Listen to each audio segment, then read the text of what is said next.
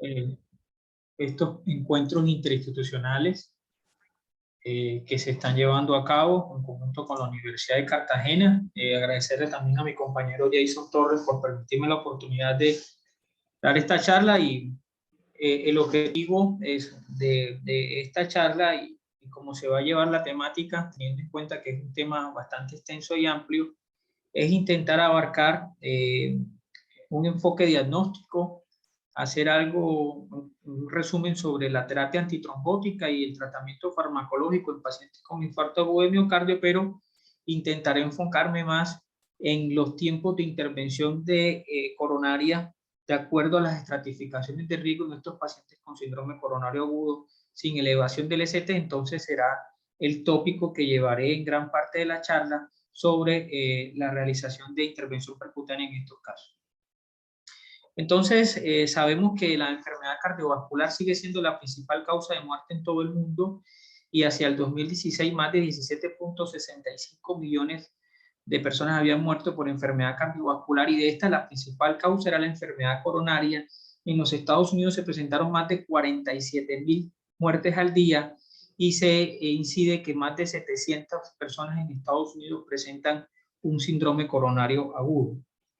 En cuanto a la distribución, ya los registros globales de eventos coronarios agudos, como fue el GRACE, describen la epidemiología y los resultados de tratamientos en pacientes con síndrome coronario agudo, en el que se recopilan más de 11.543 pacientes, incluidos 14 países. Y observen ustedes cómo el 30% corresponde al infarto agudo con elevación del ST, el 25% al infarto sin elevación del ST, y el 37% a angina inestable y el 8% a otros.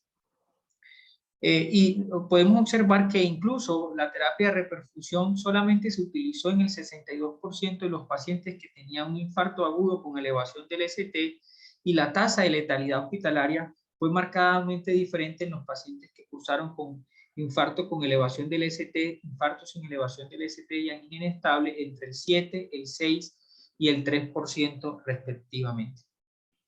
Sabemos que entonces con la precisión diagnóstica y que estamos en medicina de precisión y con el incremento de los biomarcadores cardíacos, el infarto agudo de miocardio sin elevación del ST ha incrementado a más de la mitad hacia el 2015, y con respecto al infarto con elevación del ST no se han observado cambios en las características basales. Sin embargo, se ha aumentado sustancialmente patologías como la hipertensión, la diabetes, y esto también pues ha sido favorecido por el uso de la angiografía, con un aumento del 9% hasta el 60% hacia el 2015.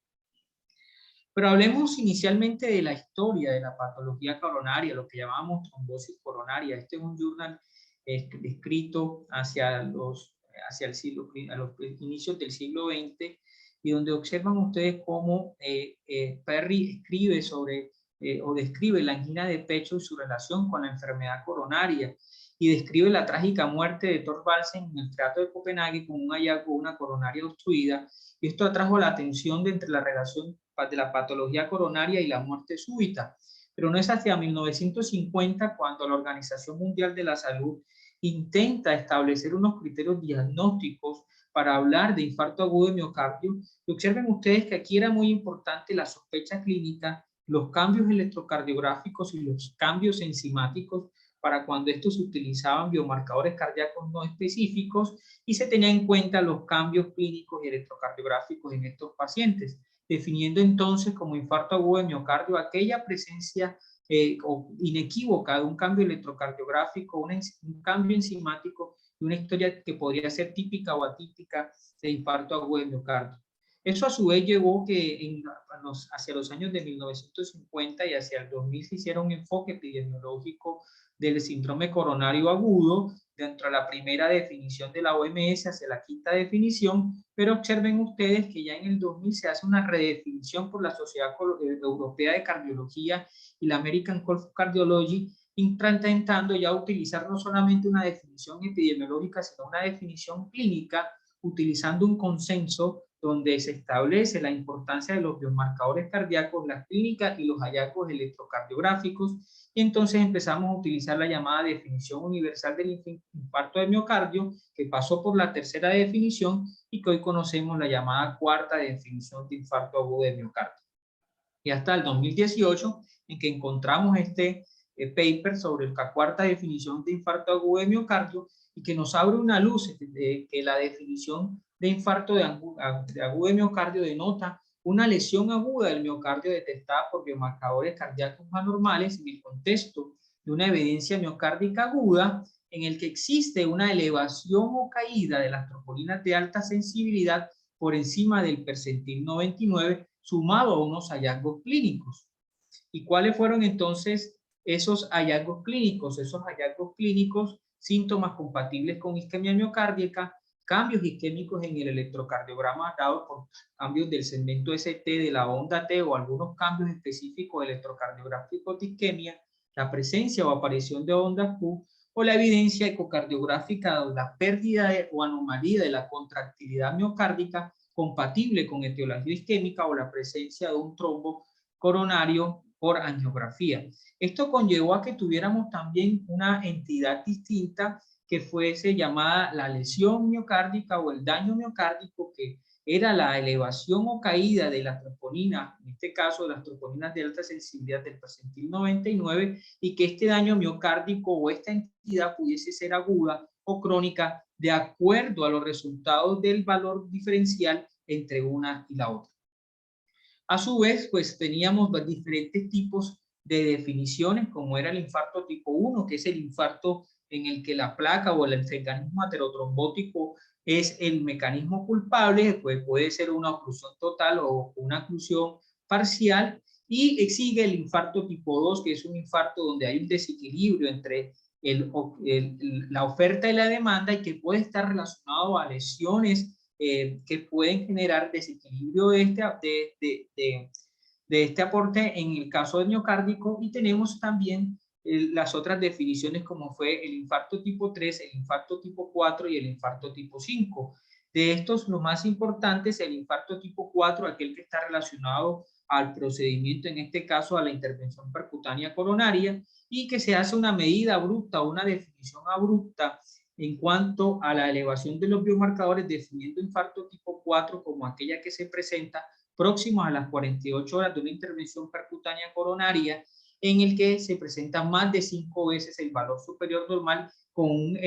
unas troponinas basales en un rango normales. Esto pues podría ser una definición arbitraria que podría estar relacionada ya sea a una lesión propia del estén, una trombosis del estén. Esta podría ser temprana o tardía. Y en cuanto a la definición de infarto tipo 5, encontramos entonces que existe una definición relacionada con la revascularización miocárdica quirúrgica, donde también existe una definición arbitraria y que ha venido cambiando con el tiempo, en el que se encuentra una elevación del biomarcador por encima de 10 veces el valor superior normal, pero hemos encontrado incluso literaturas que hablan de hasta 50 veces el valor superior normal, dado que en el caso de la cirugía cardíaca este es un procedimiento que puede hacer aturdimiento miocárdico.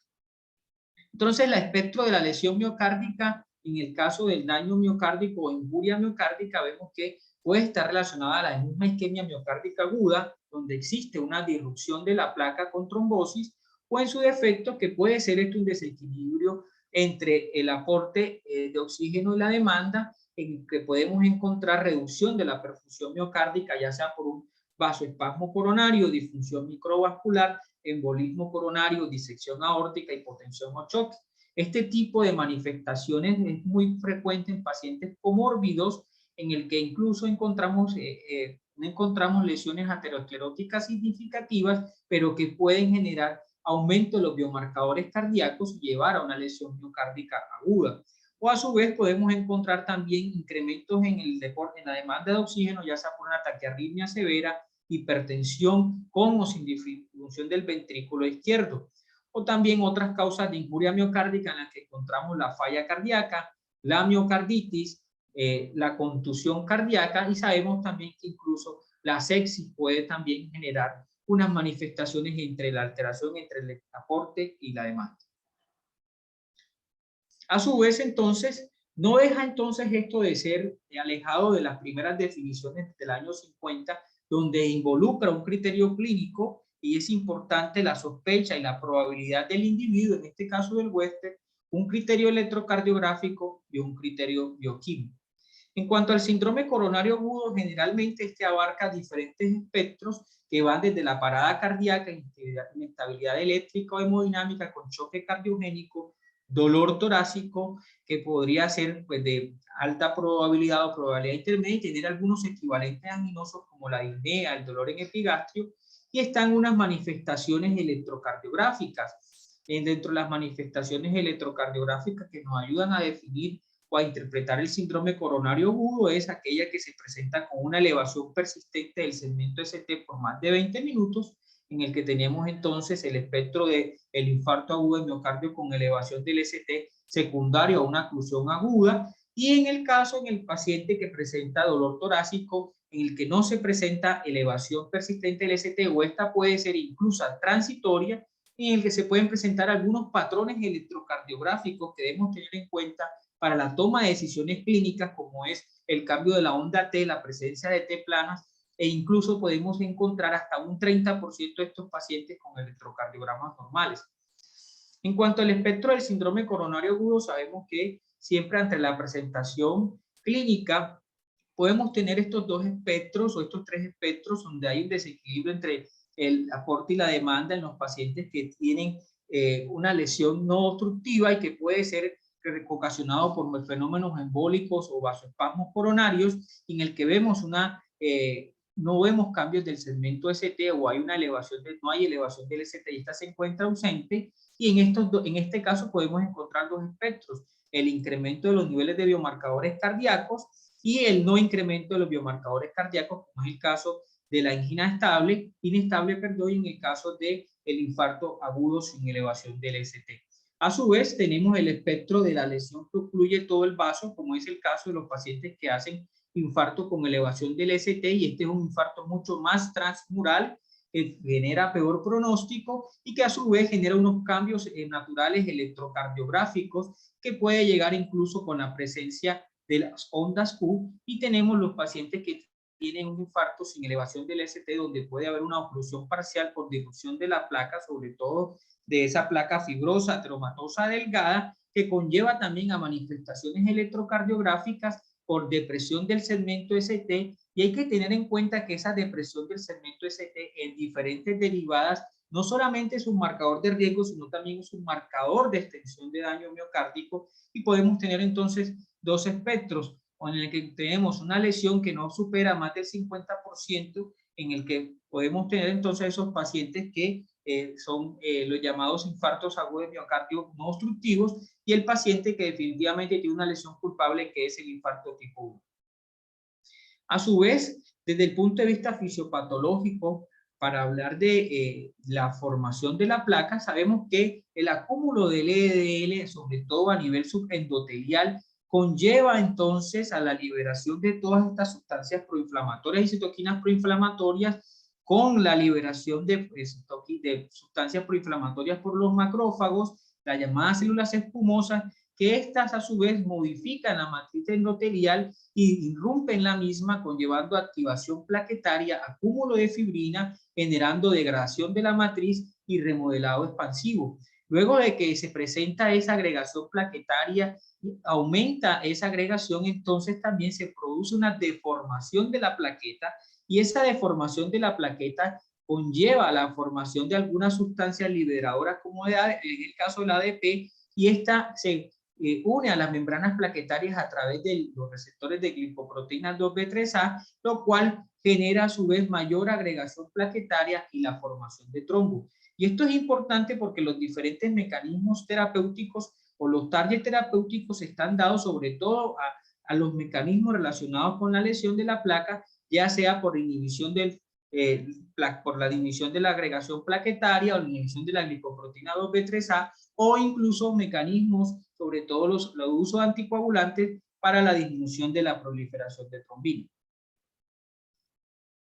A su vez, entonces, sabemos que como parámetro clínico en cuanto a infarto de miocardio sin elevación del ST, la erosión de la placa es el mecanismo más común. Este se presenta también, sobre todo en promedios de edad entre los 53.8 años, donde algunas veces encontramos ausencia de factores de riesgo tradicionales y debemos buscar esos factores de riesgo emergentes que hoy vienen sumando importancia, como es el aumento de la homocisteína, el aumento de sustancias que pueden generar riesgo residual como la lipoproteína A, en el que podemos encontrar entonces en estos pacientes incremento del colesterol y que debemos sospechar muchas veces incluso hipercolesterolemia familiares. Es mucho más común en estos casos que existe una lesión proximal, sobre todo de la descendente anterior, a diferencia de los pacientes que tienen una ruptura de la placa, que es un mecanismo mucho más frecuente del infarto agudo de miocardio con elevación del ST.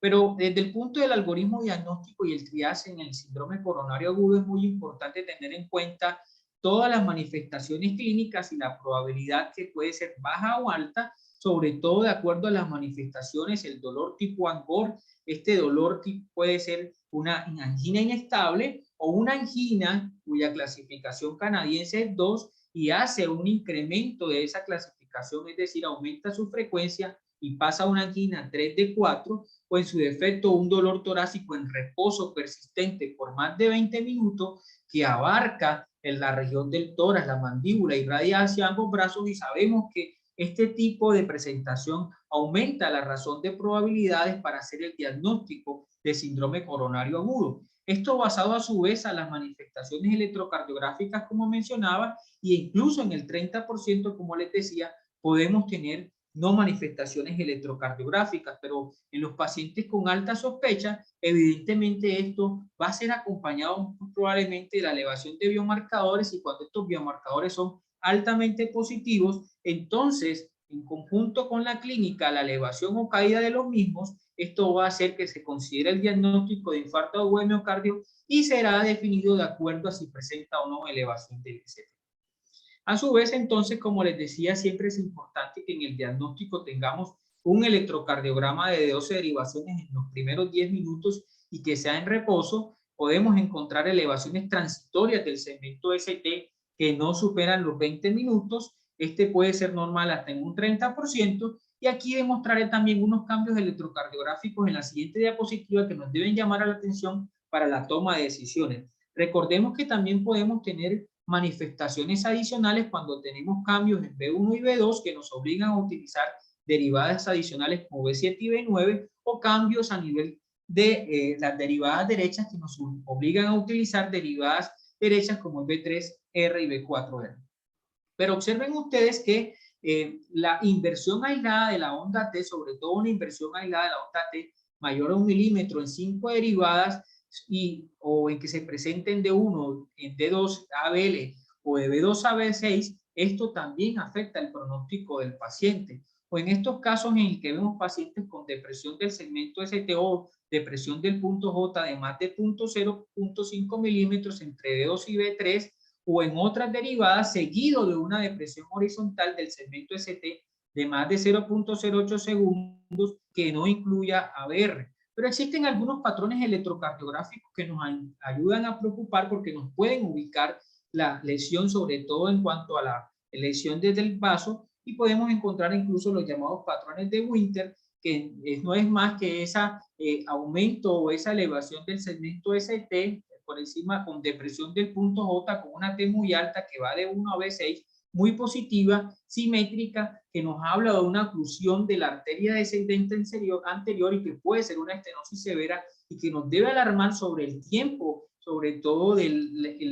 la selección de cuándo intervenir este paciente en cuanto a la angiografía coronaria. Otro de los patrones que también nos llama la atención en el servicio de urgencias es el llamado signo de Wellens, en el que podemos tener un Wellens tipo A o Wellens tipo B, y este dependerá entonces de los cambios del punto J a nivel isoeléctrico que se presentan en menos de 1 milímetro con una onda T bifásica entre B2 y B3, o en su defecto los patrones tipo B donde existe una depresión simétrica y profunda de la onda T entre B2 y B3 y ocasionalmente de B1 a B6. Este tipo de patrones también se asocia a oclusiones de la arteria proximal, en este caso del ascendente anterior, o estenosis severa en muchos de los casos. Otro de los patrones que a veces también nos preocupa y que a veces no sabemos interpretar si es un infarto con elevación del ST o no, y esa parte incluso de muchas de las preguntas de las residencias es esa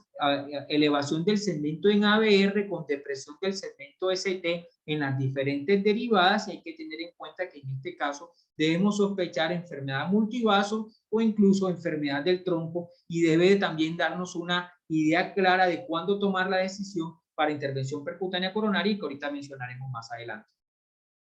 Entonces, la determinación de las troponinas son muy importantes, sobre todo hoy en día la determinación de las troponinas de alta sensibilidad, y estas difieren de las de troponinas de convencionales, sobre todo porque las troponinas de alta sensibilidad tienen un coeficiente de variación diferente a las troponinas convencionales. Observen ustedes que las troponinas convencionales pueden tener un coeficiente de variación que puede ir incluso entre el 10 al 30%, y esto no le permite encontrar a pacientes que tienen bajos niveles de troponinas como hallazgos anormales, pero sin embargo, las troponinas de alta sensibilidad pueden encontrarse patológicas incluso con percentiles mucho más bajos en esos pacientes que tienen datos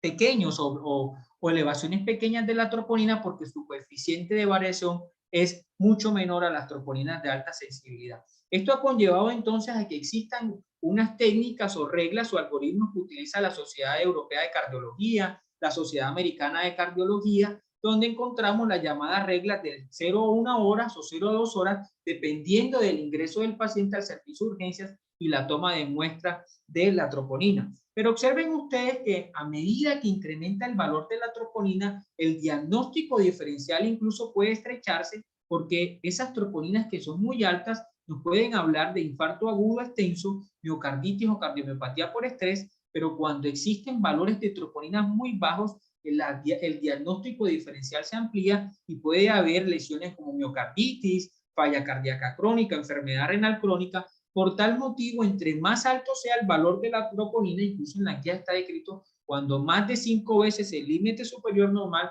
esto nos puede ayudar a tomar decisiones en cuanto al diagnóstico clínico. Como les decía, existen algunos algoritmos diagnósticos para la sospecha de síndrome coronario agudo sin elevación del ST, donde tenemos los diferentes espectros, de acuerdo también a los diferentes métodos de estratificación. Sabemos que están algunos scores de riesgo como el HAR score, que nos pueden ayudar también a determinar si ese paciente amerita o no incluso una angiografía coronaria o observación en el servicio de urgencia. Pero observen ustedes, si mi sospecha diagnóstica de infarto agudo de miocardio sin elevación del ST es muy baja, y a la 0 a 1 hora, y tenemos que tener en cuenta que el tiempo de toma de troponina es desde que el paciente se somete a la toma de la muestra y llega el resultado a la urgencia o al médico, perdón. Ese tiempo de resultado, si es muy bajo, entonces nos puede ayudar incluso a descartar en este caso un síndrome coronario agudo, y podríamos, de acuerdo a las diferentes estratificaciones de riesgo, en este caso dar el alta en estos pacientes y considerar pruebas adicionales como son las pruebas de estrés, en este caso las pruebas convencionales, o en su defecto la angiotomografía coronaria cuando sea necesario, en este caso en pacientes con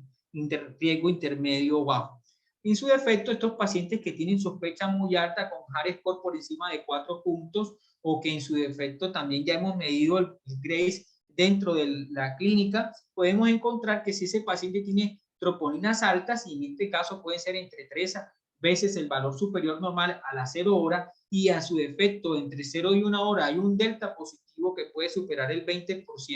o en su defecto más de 5 veces el valor normal, entonces esto nos ayudará a confirmar junto con la clínica que se trata de un infarto agudo de miocardio con elevación del ST, y entonces nos ubica a que este paciente sea monitorizado al menos por las primeras 24 horas. Y es una pregunta muy importante, porque muchos nos preguntamos es ¿cuándo debemos monitorizar a estos pacientes y en qué sitio debemos monitorizarlo? Bueno, las guías nos dan una luz en eso, y esos pacientes que tienen síndrome coronario agudo sin elevación del ST deberían por lo menos monitorizarse las primeras 24 horas, pero existen unos pacientes o un grupo de pacientes en que debe prolongarse la monitorización, sobre todo en aquellos pacientes que tienen falla cardíaca con fracción de eyección por debajo del 40%, que tengan inestabilidad hemodinámica o que presenten arritmias ventriculares que requieran una valoración adicional, o los pacientes también con edad avanzada y los pacientes diabéticos. Esto nos ayuda también a tomar decisiones en dónde debemos utilizar nosotros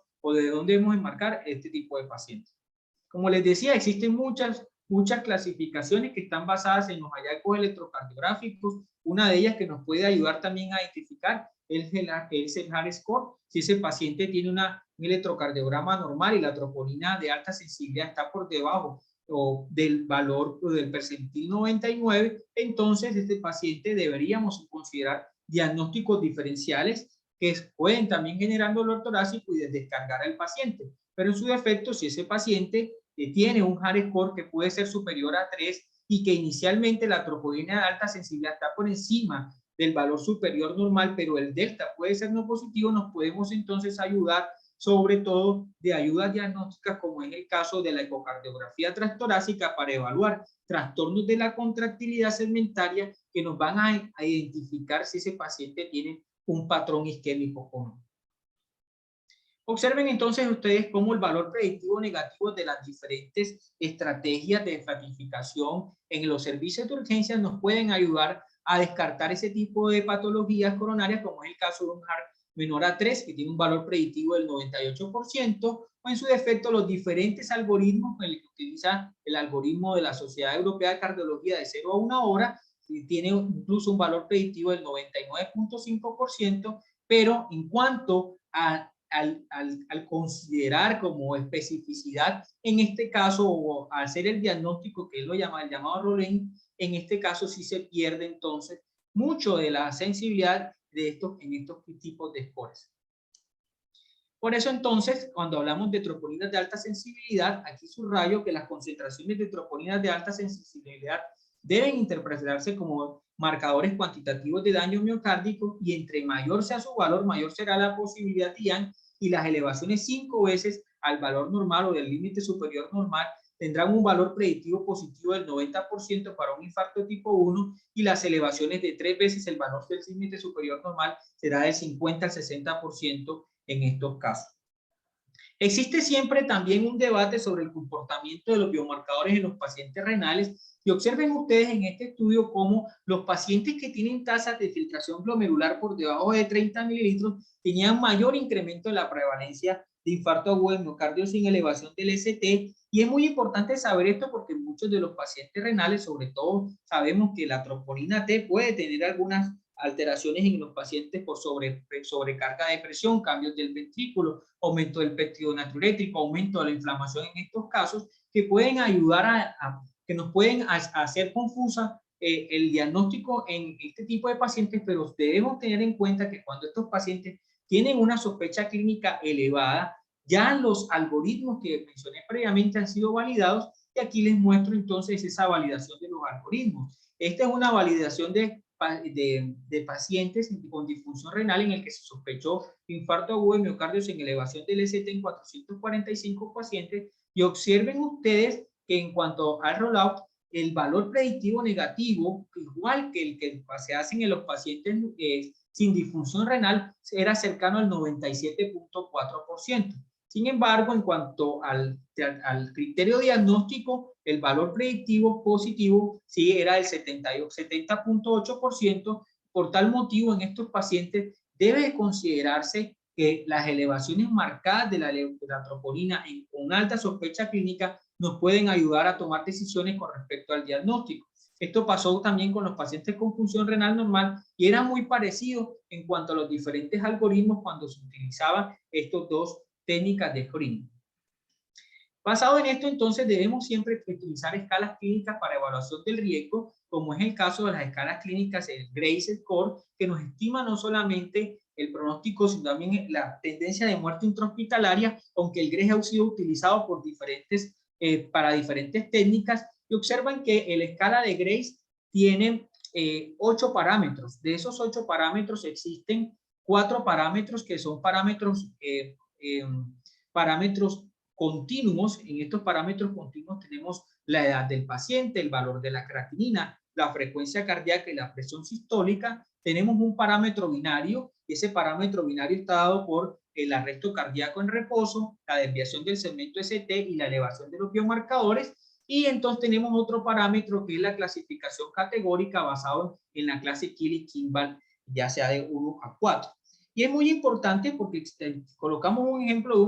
un paciente que llega al servicio de urgencias que tiene un infarto Pili-Kimball 2 y ese paciente a su vez tiene presiones sistólicas de 100 milímetros de mercurio, una frecuencia cardíaca de 100 latidos por minuto, una edad de 65 años, con una creatinina de 1 punto y que ese paciente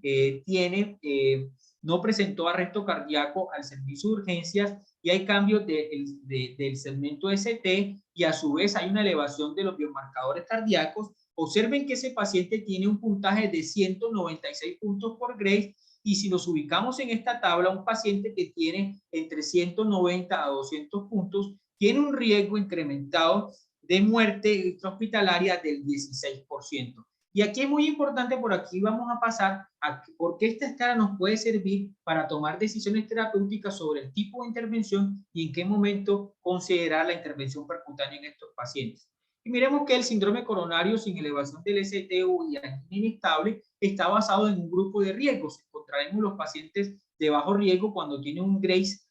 score por debajo de 109, donde incluso nos ubica en estrategias no invasivas, pero observen que en los grupos de alto riesgo y muy alto riesgo ya hablamos de estrategias invasivas tempranas y estrategias invasivas inmediatas. ¿Y cuáles son esos pacientes de muy alto riesgo? Esos pacientes que tienen inestabilidad clínica, que se presentan con choque cardiogénico, que tienen arritmias ventriculares fatales y que este paciente necesita una estrategia invasiva menor a 2 horas. Estos pacientes de alto riesgo, considerados como un Grace por encima de 140, observen que ya hablamos de estrategias invasivas tempranas entre las 2 a 24 horas y ahorita voy a mostrar unos estudios pivotales que nos ayudan a tomar decisiones en estos casos.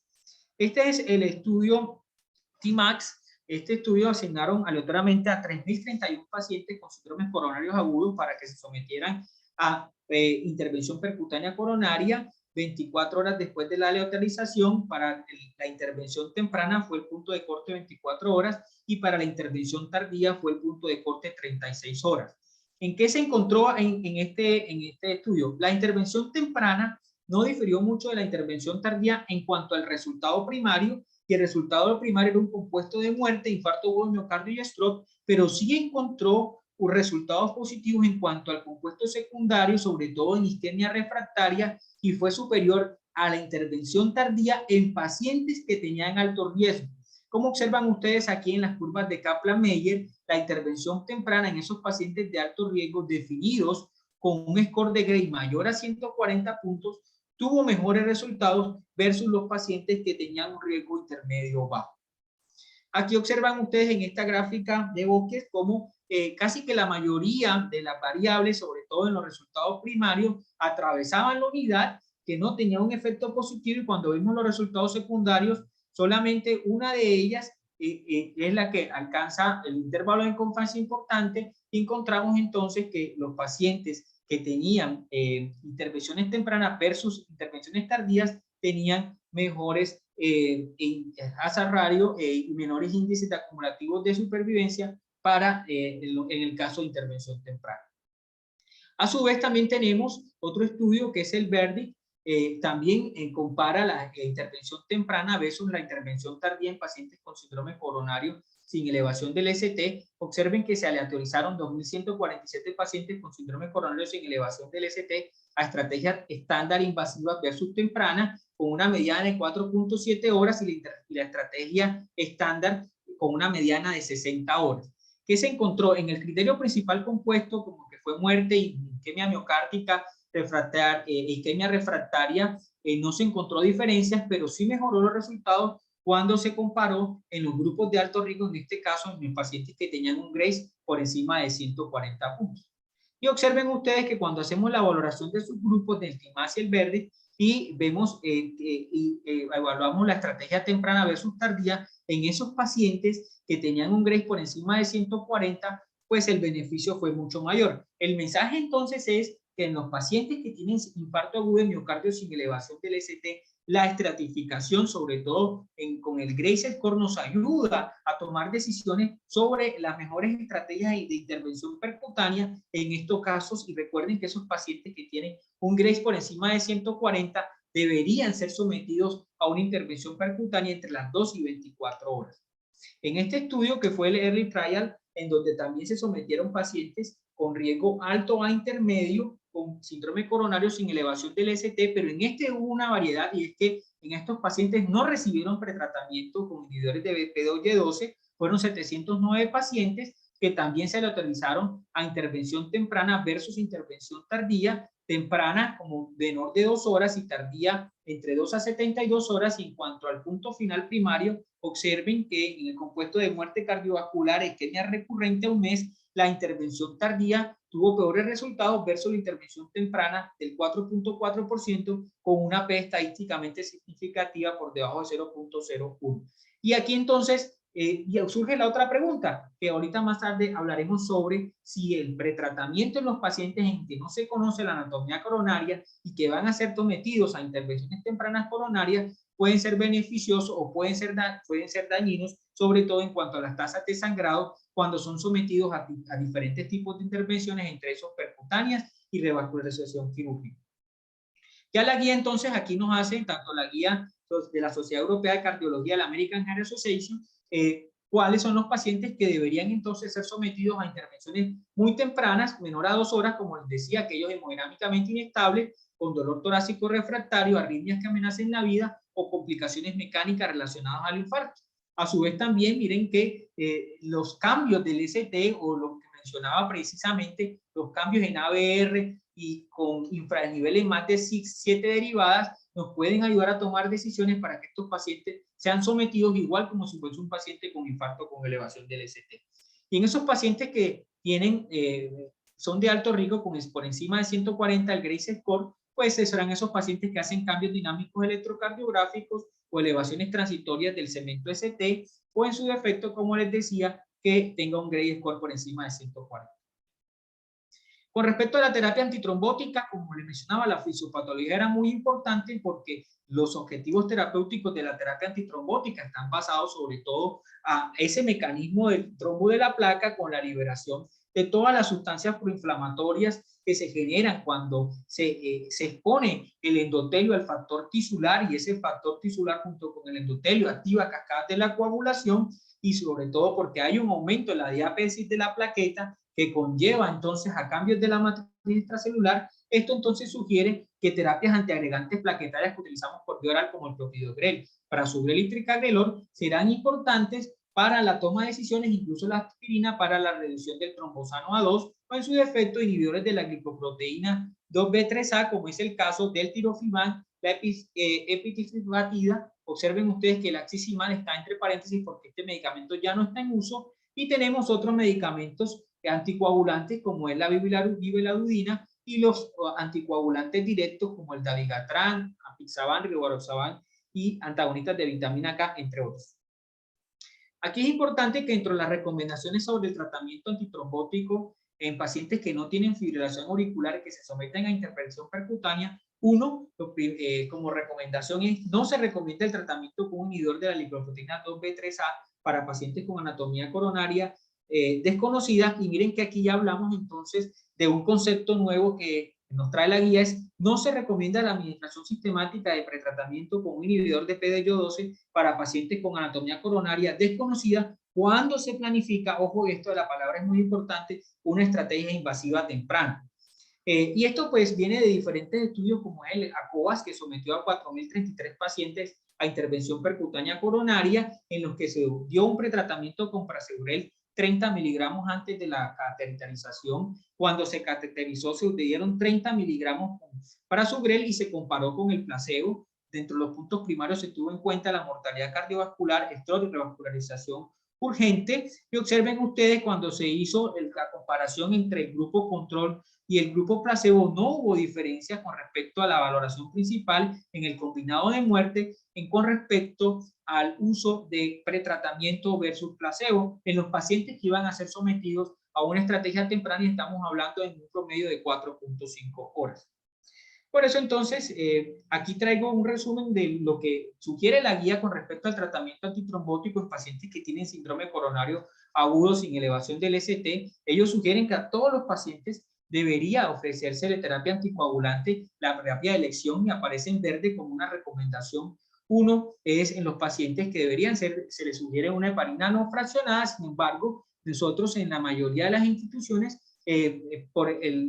la forma de monitorización de este tipo de terapias, utilizamos más las heparinas de bajo peso molecular, en este caso la enoxaparina, y siempre hay que tener en cuenta el riesgo hemorrágico en estos casos. Cuando hablamos de riesgo hemorrágico, utilizamos diferentes scores, como es el PRECISE-DAT score. El PRECISE-DAT score nos ayuda a identificar a esos pacientes que tienen un alto riesgo de sangrado, y cuando está por encima de 25 puntos lo consideraremos como pacientes de alto riesgo, pero observen que la guía también nos da, o en el algoritmo, un grupo de muy alto riesgo, y ese muy alto riesgo es aquel paciente que tuvo un sangrado en los últimos 30 días previos a el evento. Y el riesgo bajo como aquel PRECISE-DAT score por debajo de 25. Por tal motivo, el PRECISE-DAT score nos ayuda a identificar a esos pacientes, sumado a otros scores de riesgo, como es el caso del DAT score, en esos pacientes que tienen un riesgo isquémico alto. Observen ustedes aquí que en este algoritmo podemos ver el riesgo isquémico que va en esta gráfica de color mucho menos intenso a un color más intenso, y observen que los pacientes que tienen un riesgo muy alto, se sugiere que estos pacientes sean sometidos a antiagregación plaquetaria, ya sea con ácido acetil salicílico y clopidogrel,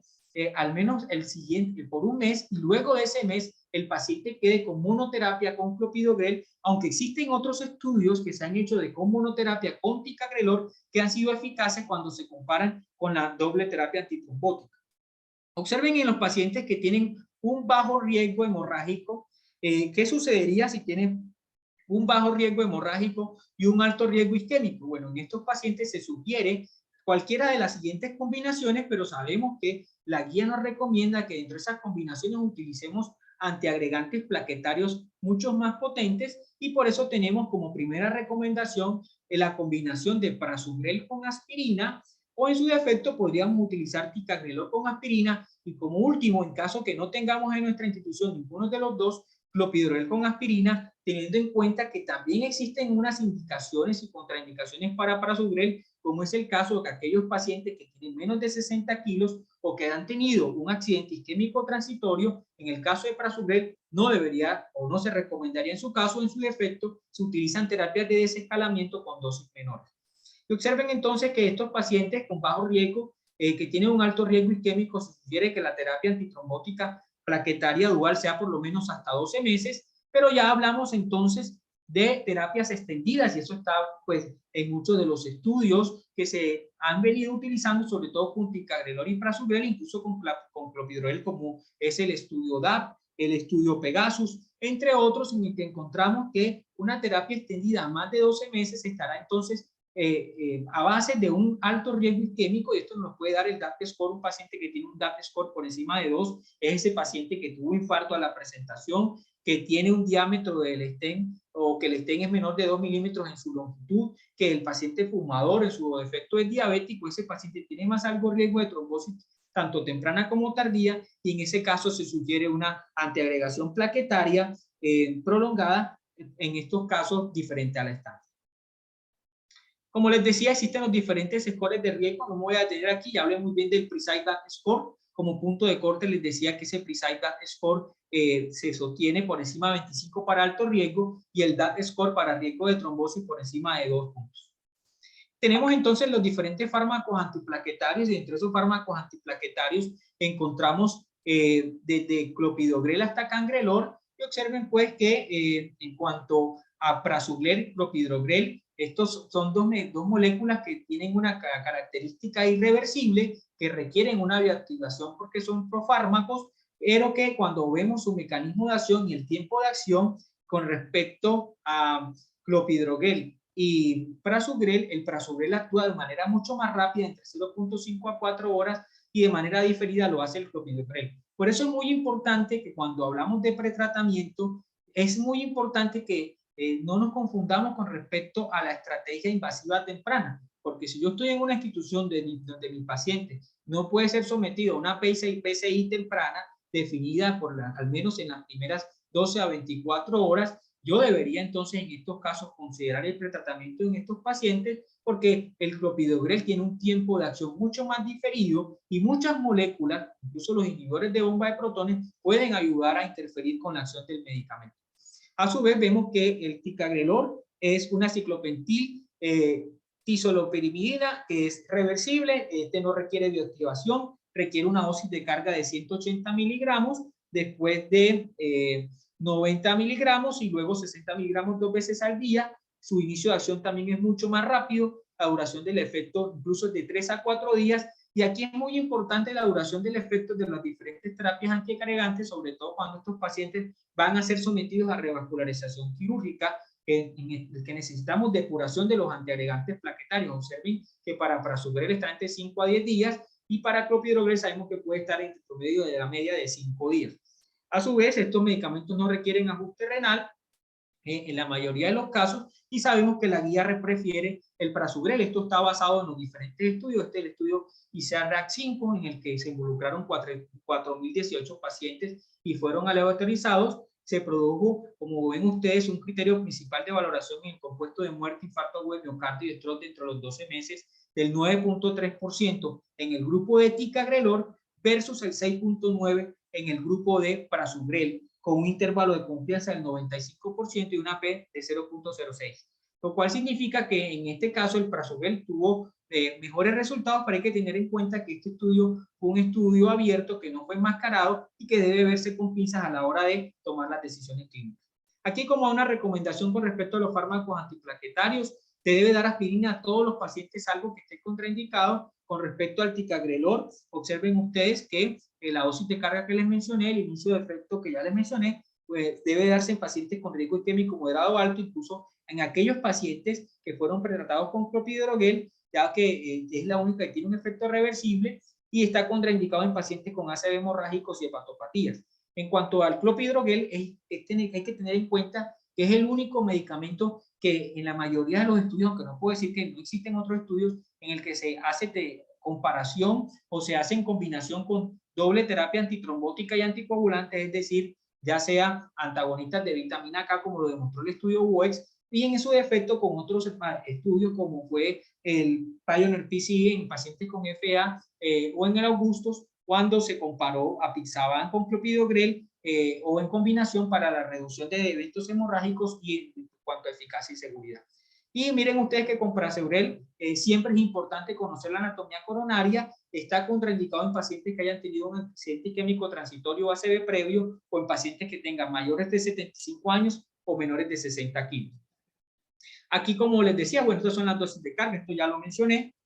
Esto es que no nos debemos olvidar que uno de los estudios pivotales sobre clopidogrel fue el estudio CURE y por eso tampoco podemos dejarlo a un lado porque la mayoría de nuestras instituciones lo que más tiene es este tipo de moléculas y observemos que el estudio CURE a los 12 meses el resultado primario fue significativamente mejor que en el grupo placebo. Hay que decir que el resultado primario fue infarto no fatal, entró en muerte cardíaca y estos pacientes no fueron intervenidos, se hizo manejo médico, pero en cuanto al tratamiento versus control fue 9.3% versus el 11.4%. Otra de los escenarios que se nos plantea son los pacientes con fibrilación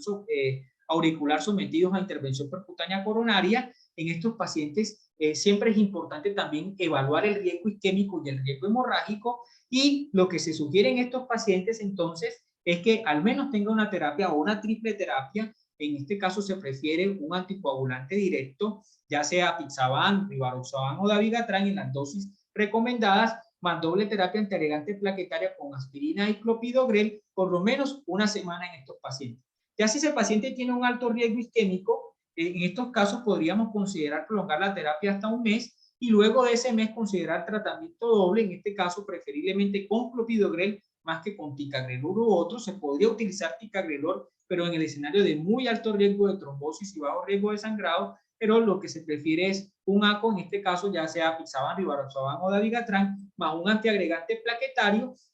por lo menos hasta 12 meses y luego de 12 meses utilizar un anticoagulante solo. Y también podemos en el escenario de los pacientes que tienen un bajo riesgo, en este caso podríamos utilizar un tratamiento doble hasta los 12 meses y luego a los 12 meses continuar con un anticoagulante solo en adelante. Con respecto a otras estrategias farmacológicas, siempre ha habido una controversia con el uso de los betabloqueadores. Se recomienda continuar con el betabloqueador, excepto en los pacientes que tengan insuficiencia cardíaca manifiesta Y es importante tener en cuenta esa definición de manifiesto, porque los pacientes que tienen fracciones de eyección por debajo del 40%, que no se encuentran en choque, que no tienen inestabilidad hemodinámica, el objetivo sería iniciar el beta bloqueador a dosis bajas en las primeras 24 horas del síndrome coronario agudo. También se debe considerar la administración de nitratos sublinguales para el alivio de la angina. Recordemos que los nitratos no impactan en mortalidad, pero sí mejoran síntomas, pero se sugiere que en estos casos se recomiende tratamiento beta bloqueante para reducir la taquifilaxia en estos pacientes. A su vez, está recomendado también en los pacientes que tienen angina vasoespástica evitar el uso de beta bloqueadores beta en estos casos, dado que podría empeorar el escenario de estos pacientes. Hay otro de los escenarios que es el manejo de sangrado o terapia con anticoagulantes directos. ¿Y qué hacer en los pacientes que sangran cuando usan anticoagulantes directos? Dado que esta es la mayoría de los pacientes que ahora se presentan, lo primero que tenemos que considerar es cuándo fue la última toma del anticoagulante, qué tipo de anticoagulante tenía, es decir, a qué dosis estaba, si era una dosis doble o una dosis única, si ese paciente tomaba alguna medicación que pudo potenciar el efecto del fármaco y en su defecto evaluar la función renal para evaluar el aclaramiento renal de estos pacientes. En los pacientes que tienen sangrados amenazantes, habrá que definir qué tipo de anticoagulante tiene. Si es para Dabigatran, entonces sabemos que se sugiere el hidroxizumab. Sin embargo, en la gran mayoría de las instituciones no contamos con este tipo de terapias y en este caso cobra importancia el plasma, los concentrados, perdón, de complejos de protombina y en su defecto algunos concentrados de complejos de protombina activados cuando no poseemos este tipo de fármacos o antídotos. Y lo mismo pasa con los inhibidores del factor 10A y no tenemos adenacet alfa, lo que nos recomienda la guía es utilizar este tipo de concentrado. Definitivamente, si el paciente tiene un sangrado menor, en este caso, retrasar la dosis o descontinuarla. Si ese paciente tenía una terapia de cada 12 horas, entonces retrasamos la última dosis que tenía ese paciente y se lo damos a las 12 horas siguientes, o si era de 24 horas, a las 24 horas siguientes, y luego recontinuamos el DOA. Siempre hay que considerar las terapias de soporte, la compresión manual, la hemostasia quirúrgica, la reposición de fluidos y en el caso que sea necesario, la transfusión de hemoderivados y plaquetas cuando esto sucede. Entonces, con respecto a recomendaciones con infarto sin elevación del ST en pacientes con shock cardiogénico, esos pacientes deben ser sometidos a coronografía urgente, sobre todo cuando hay un choque complicado. Se recomienda sea urgente en pacientes que tengan anatomía coronaria que no sea adecuada para intervención percutánea coronaria, y siempre ya sabemos que el choque cardiogénico, el shock Pulpri, nos había demostrado que es importante siempre recurrir o reperfundir el vaso culpable.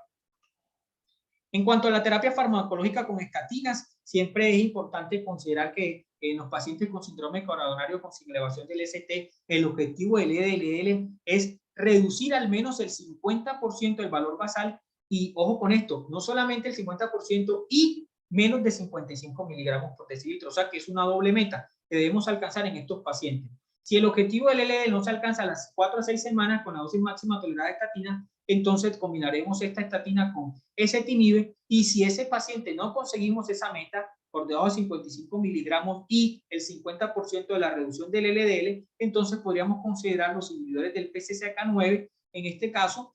como el evolocumab, el arilucumab, para conseguir metas en estos pacientes. Si ese paciente ya presentó 2 eventos en los siguientes 2 años, ya sea que sean eventos diferentes, observen que incluso el LDL, la meta sería por debajo de 40 miligramos sobre decilitros. Lo mismo también con respecto a la terapia con inhibidores de enzima convertidora de angiotensina o antagonistas de los receptores de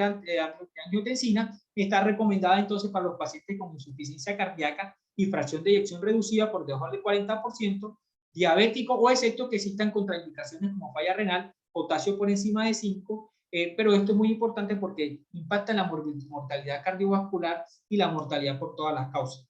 Aquí observen que mire con respecto a los betabloqueadores, está recomendado en pacientes con fracción de eyección por debajo del 40%, pero que no tengan falla cardíaca manifiesta, es decir, desde el punto de vista clínico que estén en estado de choque.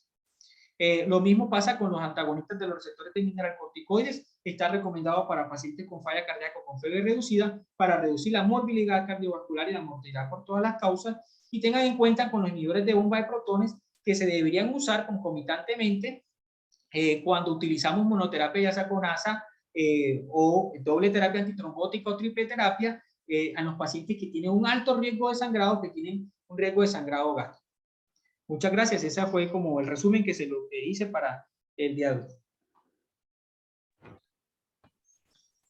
Bueno, muchísimas gracias al doctor Fair por su excelente presentación. Muchísimos datos de una patología